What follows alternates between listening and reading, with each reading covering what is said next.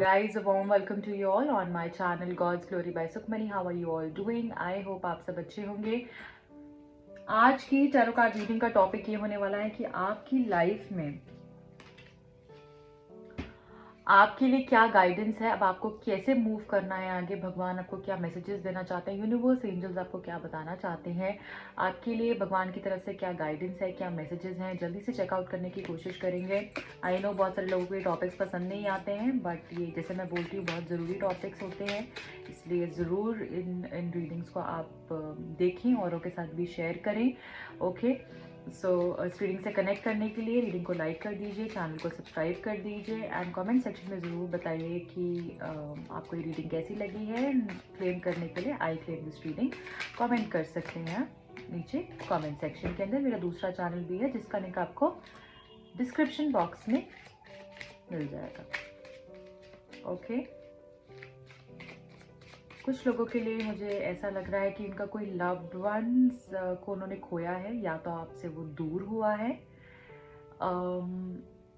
या फिर बहुत बुरा सेपरेशन हुआ हो सकता है जिसमें आप को बहुत दुख पहुंचा, या तो वो इस दुनिया से चले गए या फिर आप सेपरेशन में हैं।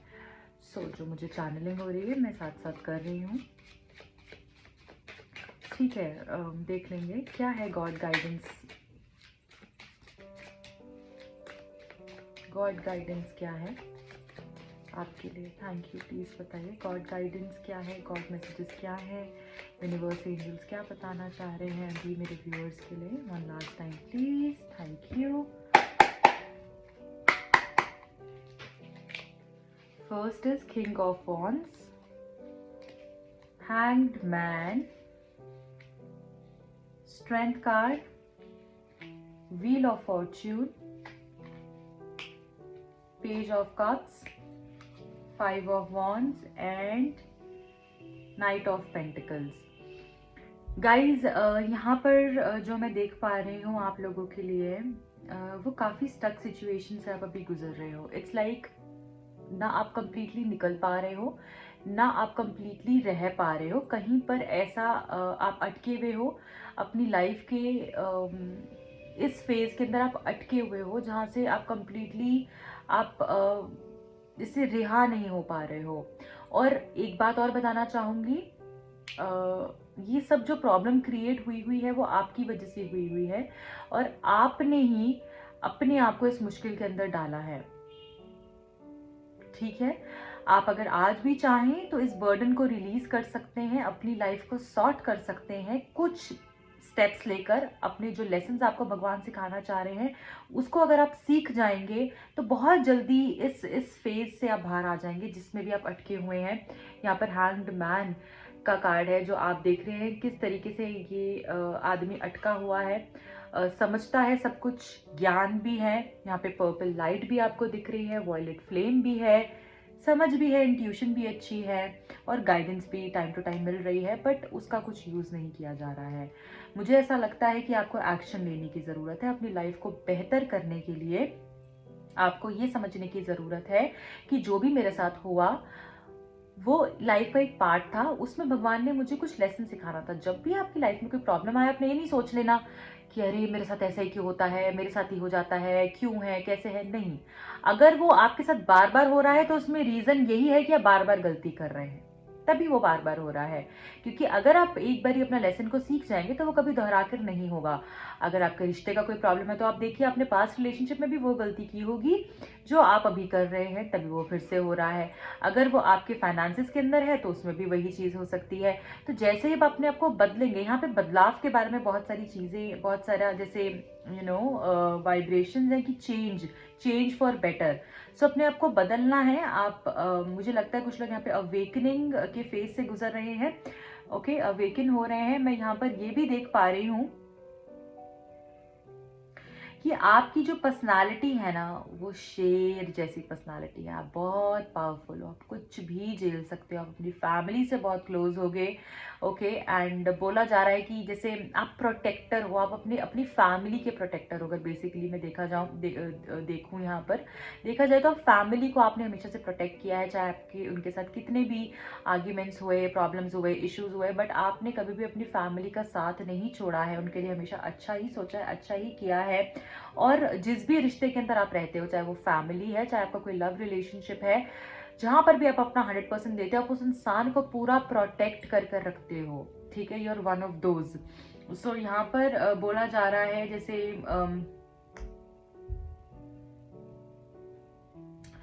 कि मूव करना है, एक्शन लेना है और अपने बारे में भी सोचना है। ठीक है, अपने बारे में सोचने का मतलब नहीं है कि आप सेल्फिश हो जाएं, इतना ज्यादा सेल्फ ऑब्सेस्ड हो जाएं कि आप सामने वाले को देखे ही नहीं। इट्स जस्ट कि आपने अपने आप को निग्लेक्ट नहीं करना है, जस्ट बिकॉज आप सामने वाले को प्रोटेक्ट कर रहे हो। एक ये मैसेज भी है आपके लिए, अपनी पावर को क्लेम करना है। आप बहुत बोल्ड हो, ब्रेव हो, बट कभी कभी गुस्सा इतना आ जाता है कि गुस्से में कुछ बहुत सारी चीजें गलत कर देते हो, या ईगो इश्यूज हो सकते हैं। तो ईगो को यहाँ पर कम करना है, गुस्से को यहाँ पे बैलेंस करना है। क्या आप बोलते हो, आपकी कम्युनिकेशन यहाँ पर बहुत इंपॉर्टेंट मुझे दिख रही है, क्योंकि आपके आर्ग्यूमेंट्स मुझे बहुत ज्यादा दिख रहे हैं, हो जाते होंगे। तो उसको आपने बैलेंस करना है। जब भी गुस्सा आए तो आपने अपने आप को शांत करना है पहले तो। ठीक है, you have to balance yourself. आपने अपने आप को शांत करना है और फिर ये सोचना है कि क्यों मुझे गुस्सा करना है। ये बात आराम से भी हो सकती है, या उस टाइम पर थोड़े टाइम के लिए अपने आप को किसी और काम में आप डाल दीजिए, या फिर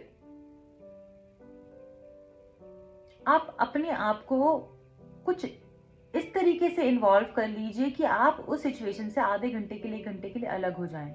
आप देखेंगे आपका गुस्सा बहुत शांत हो जाएगा, और अगर आपको कुछ बोलना भी होगा तो बहुत ही पेशेंटली सामने वाले को वो चीज़ को अंडरस्टैंड करवाएंगे। ठीक है, सो गुस्से के ऊपर काम करना है, पहली चीज़ आई। दूसरी चीज़ आई, एक्शन लेना है। ठीक है, और जो भी प्रॉब्लम्स में अटके हुए हो उनसे लेसन्स लर्न कर लेने हैं अपने, कि वो क्यों हो रहा है, और फिर उससे आगे बढ़ जाना है। ठीक है, यहाँ पर बोला जा रहा है आपको कि अपने ऊपर उतना ही बर्डन लेना है जितना कि आप सह सको, क्योंकि इस पर्सन ने जबरदस्ती अपने आप को ऐसे टांग के रखा हुआ है यहाँ पर, जैसे कि कोई सजा मिली हो। और अगर वो आज चाहे तो अपने हाथ खोल सकता है, सिचुएशन से, इस पोजीशन से हट सकता है। ठीक है, अपनी नॉलेज को ढंग से यूज करना है। दूसरा मैसेज यहाँ पर ये भी आ रहा है आप लोगों के लिए कि आप एक साइकिल, एक जर्नी, एक फेज को फिनिश कर रहे हो, और ये जो फेज है इसने आपको बहुत कुछ सिखाया है। तो इससे जो आपने सीखा है उसके लिए ग्रेटफुल होना है, ग्रैटिट्यूड देना है। कभी भी जब हम नाशुक्रे रहते हैं ना किसी चीज के लिए, तो भगवान भी बोलते हैं कि उसको दे दो बेचारे को जिसको जरूरत है फिर। ठीक है, सो जितना आप ग्रेटफुल होगे उतनी ही जैसे अबंडेंस आपकी तरफ आती जाएगी, पॉजिटिविटी आती जाएगी, उतना ही बेटर आप अट्रैक्ट करते जाओगे। तो यहाँ पे जो मैसेज है वो ये है कि आपने ग्रेटफुल होना है। जो भी, जिसने भी आपको गम पहुंचाया, दुख दिया, दर्द दिया, बहुत कुछ सिखाया, प्यार किया और अच्छा रास्ता दिया, उन सब लोगों के लिए आपने अपने मन में, या उनको अगर आप पर्सनली बोल सकते हैं, उनको ग्रेटफुल होना है, ग्रैटिट्यूड शो करना है। एंड ये जो नया वर्जन आपका जा रहा है ना नेक्स्ट फेज के अंदर, उसके लिए आपने रेडी हो जाना है, क्योंकि बहुत सारा अबंडेंस देख रही हूं मैं आपके लिए, बहुत सारा अबंडेंस जैसे भगवान आपको भेज रहे हैं और बोल रहे हैं कि अपनी पावर को क्लेम करते को तो इतना पावरफुल बना के भेजा था, तो कहां अटक गया है, क्यों बेचैन हो रहा है, मैं हूं तेरे साथ। तो ये भी एक आपके लिए मैसेज है, अपनी स्ट्रेंथ को पहचानिए। देखिए यहाँ पर अगर आपको मेरी बात पे विश्वास नहीं होता, मैं आपको दिखाती हूँ। यहाँ पर ये कार्ड में आपको दिख रहा है, यहाँ पर आप देख रहे हैं लायन, यहाँ पर आप देख रहे हैं लायन, यहाँ पर आप देख रहे हैं लायन। इतनी पावर है आप में, आप लायन वाली एनर्जी जैसे आपको रूल करती है, और आप बिल्कुल ऐसे अटक के बैठ गए हैं। नहीं, उस एनर्जी से बाहर निकलना है, बस एग्रेसिव नहीं होना है। कुछ भी हो जाए, किसी को बुरा नहीं बोलना है, सोचना है। आपका काम होना चाहिए किसी को दिन में एक चीज ऐसी कहनी है, एक ऐसा कॉम्प्लीमेंट देना है जिससे उसका दिन बन जाए, ना कि आपने एग्रेसिव होकर सामने वाले को भी डिसअपॉइंट करना है और अपनी एनर्जीज भी खराब करनी है। वो आपने बिल्कुल भी नहीं करना है। सो यहाँ पर ये भी कहा जा रहा है जो भी कर रहे हो उसको बहुत ध्यान पूर्वक करना है, बहुत सोच समझ कर करना है, और इतनी छोटी छोटी बातों को नहीं सोचना है। उस एनर्जी से बाहर निकलिए। ओके, ओवर सेंसिटिव नहीं होना है, आपने एक्शन लेना शुरू करना है। आपके लिए ही मैसेज आ गया है, जो लोगों ने आपको चीट किया, आपको धोखा दिया, उनको छोड़ दीजिए, जाने दीजिए, फॉरगिव कर दीजिए। फॉरगिवनेस यहाँ पर बोला जा रहा है आपके लिए, फॉरगिव कर दीजिए। ठीक है, सो ये आपके लिए मुझे मैसेजेस दिख रहे हैं। आर्ग्यूमेंट्स में प्लीज नहीं पड़िएगा, मैं फिर बोल रही हूँ, उससे कुछ भी नहीं निकलेगा। पेशेंस जितनी आप रखेंगे और अपने गोल्स के ऊपर ध्यान रखेंगे, एटीट्यूड कम अपनी ईगो को बैलेंस रखना है, एटीट्यूड के ऊपर ध्यान देना है, अपना बिहेवियर के ऊपर ध्यान देना है, लाइफ के टूवर्ड्स के एटीट्यूड है, अपने रिलेशनशिप्स की तरफ क्या है, उसको थोड़ा बैलेंस में रखना है। एंजल्स क्या बताना चाह रहे हैं, एंजल्स की तरफ से क्या मैसेज है, प्लीज बताइए angels, please, thank you so much.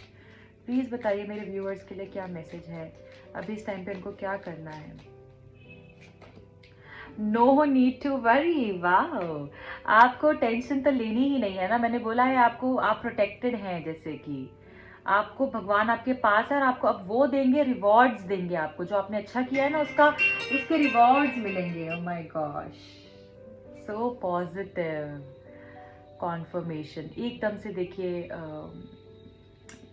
Phone ring हुआ और आपको कॉन्फर्मेशन मिल गया कि अबंडेंस आ रही है। रोमांस, जो लोग रोमांस चाहते हैं अपनी जिंदगी में, उनको रोमांस भी मिलने वाला है।